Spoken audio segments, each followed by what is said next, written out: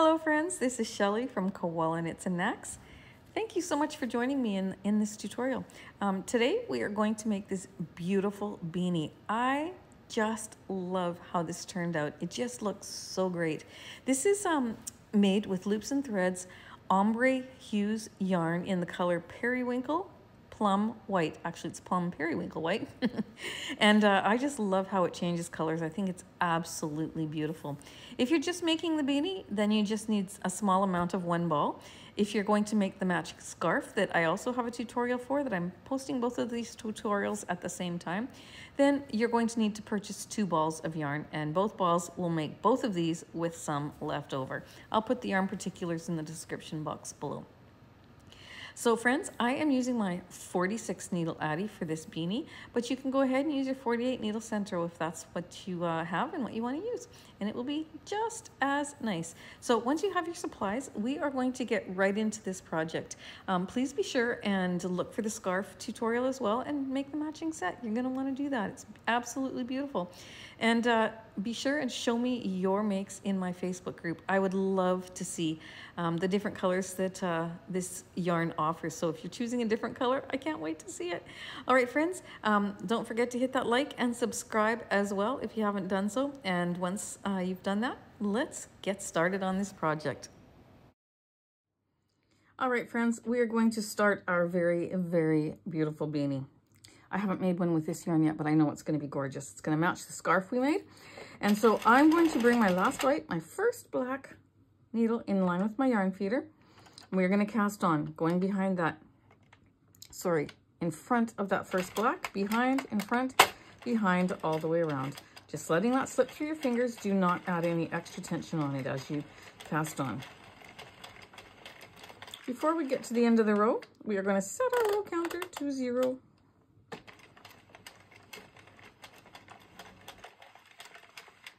There we go. It's behind that last white needle. Into our yarn feeder it goes. And we're going to crank very slowly this first round, making sure those loops go down over those red teeth before the needle picks up the yarn and takes it down.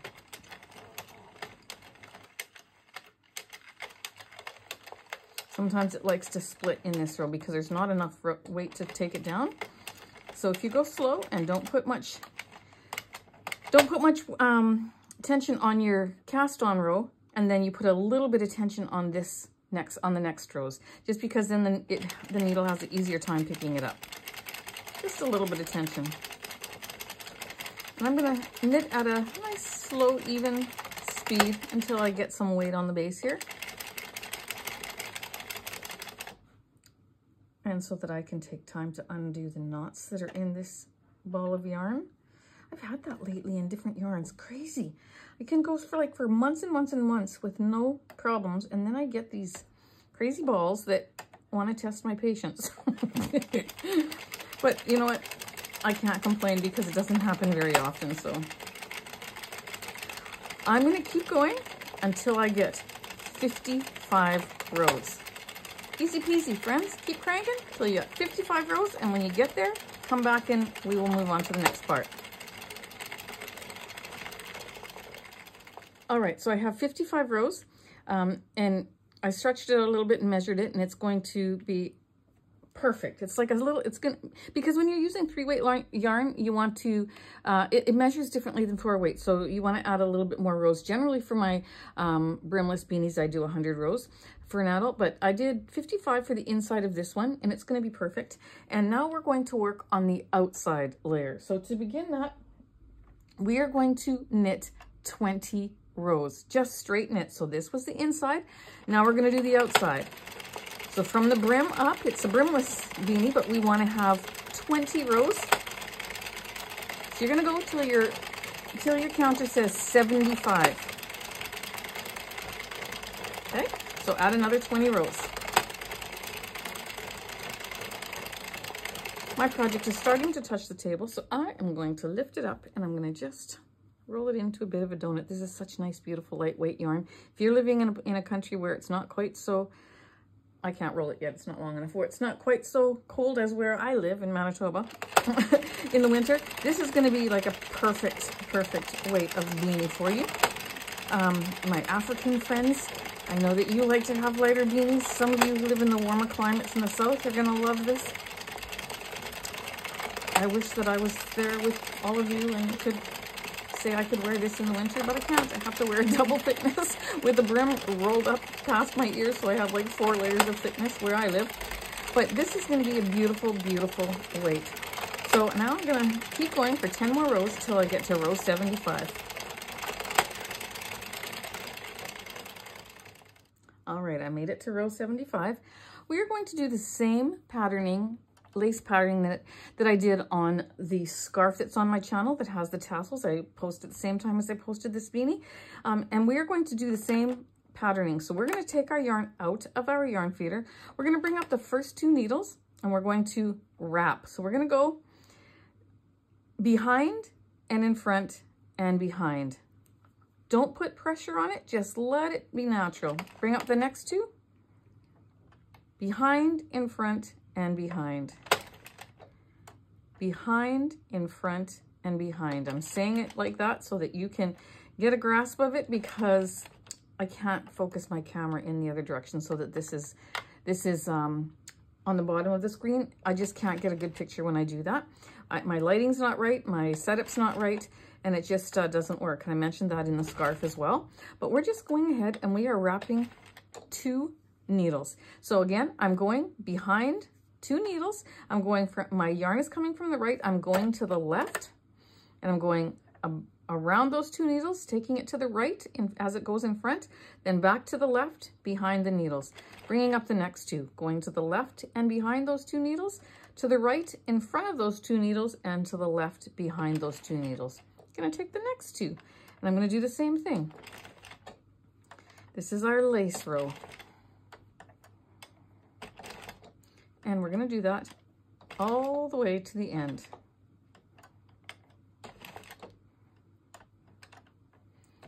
This is row 76.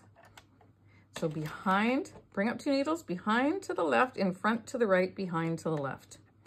Bring up the next 2, behind to the left, in front to the right, behind to the left. And we're going to continue until I see that black divider coming around, which it's right on my tail there. I have 2 more needles to do. I'm going to pop this back into the yarn feeder in between the last white and the first black. That's very important. And we are going to slowly knit the first of 4 rows. Slowly, because that lace knit is a little tricky and we want to make sure that those loops go down over the 2 red teeth. So be watching right in here to make sure that happens as you're doing this first row. Actually, I watch there all the time, so I can see what's going on. And this is the second row of straight knitting. This is the 3rd row. Clicked on row 79. And this is the 4th row. So we did 1 row of wrapping, lace stitch, 4 rows of straight knitting. We're going to repeat that. We're going to take our yarn out of our yarn feeder, let it go in between the last white, the first black. We're going to bring up the first 2 needles. We're going to go behind to the left, in front of those 2 to the right, behind those 2 to the left. Oops. Bring up the next 2. Behind to the left, in front to the right, behind to the left. And again, we're going to do that all the way around. This is row 81.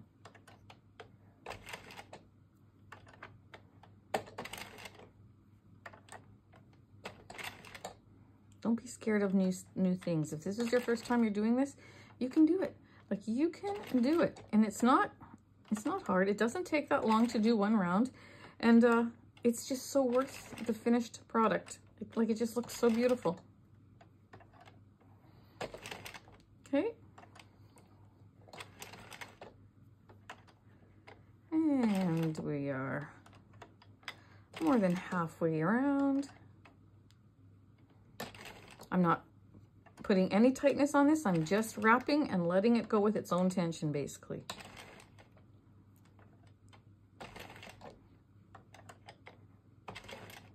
I see that black divider coming, which I color with a black permanent marker. It's between my last white and my first black. I have 2 more to wrap. And we are now going to click on row 82. We're going to pop that into our yarn guide between the last white, the first black. Again, we're going to go slow for row 82. Make sure you have slack coming out of your ball.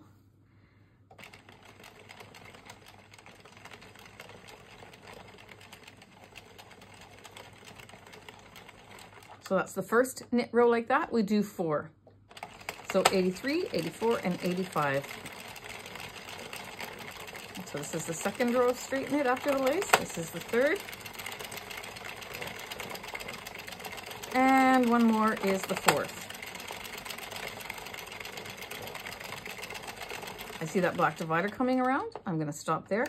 We're going to do one more E-wrap row. Okay, so friends, go ahead and do that, and don't continue after that. Come back and see me for some different instructions. This is row 86.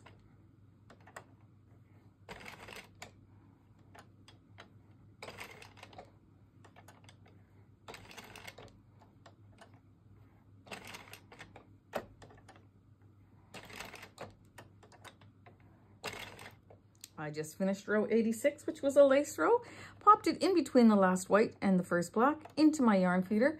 And now we are going to knit till our counter gets to row 110, which will be 24 rows. 86 and 24, I think is 110. So you go ahead, knit 24 rows until your counter gets to 110. Remember, you gotta go slow for your lace. This yarn works so great in this machine, you really don't even have to go that slow, but we want it to be beautiful. I will see you when we get to row 110.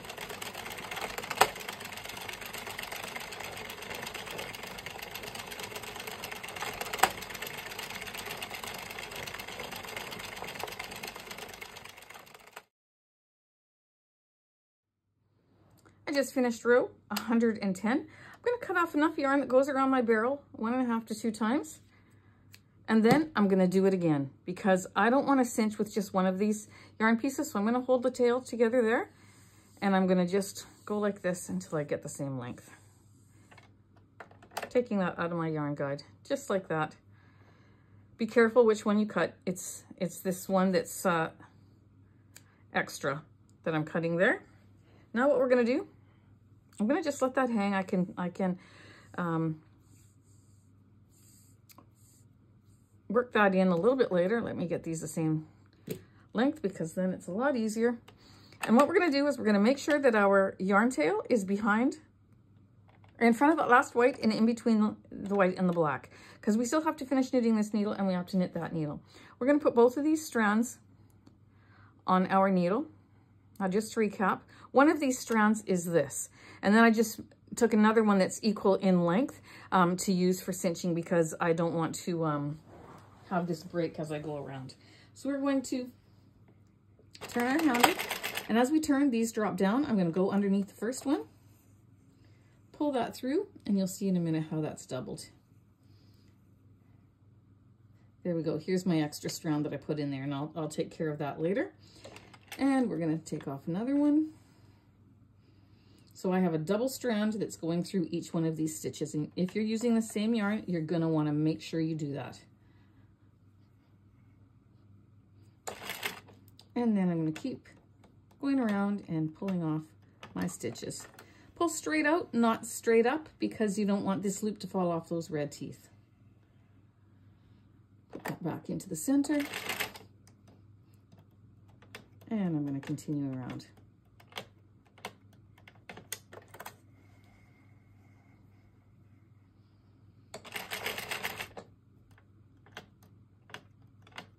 Very quick beanie to make, but very beautiful.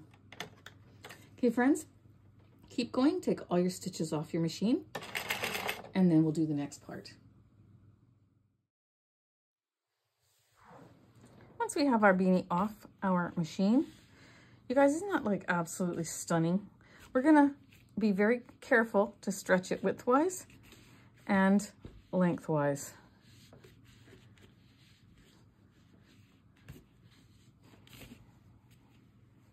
just like that. Coming up to the top of our beanie, let's do that one first. Doesn't matter which end you do first. Well, let's do this end first, because then we'll take it to the inside, and that's where it belongs. So we're gonna take this one, and I only have a one strand here, single strand. I don't have a double strand, so I'm gonna be very, very careful. I can go ahead and put another strand on my needle if I like and go around that top row of stitches, but I'm gonna just be very, very careful. And we're gonna pull that, smooth it out as we do so. I'm gonna cut this off till it's a little bit shorter, a little bit easier to work with.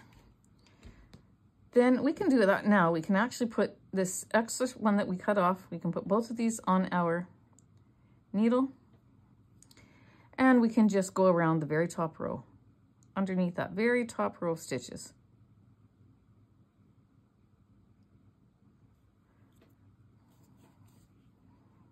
And it will pull.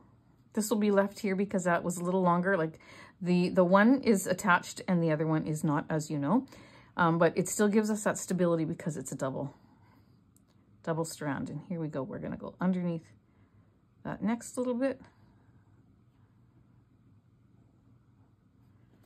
pull it out, and just a little tiny bit further, and pull it out. Then I can take these two right here, this little extra one that was hanging there, and we can tie a double knot. 1, 2, okay? I'm going to find my other needle. It's not quite so pointy, so it doesn't snag on the inside of the work when we're putting it inside. I'm going to pop those onto there. I'm going to stick my hand into my work, go up to the top there.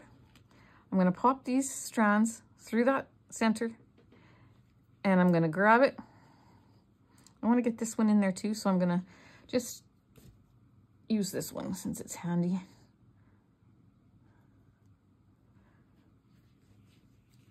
We're going to pop that into the center too.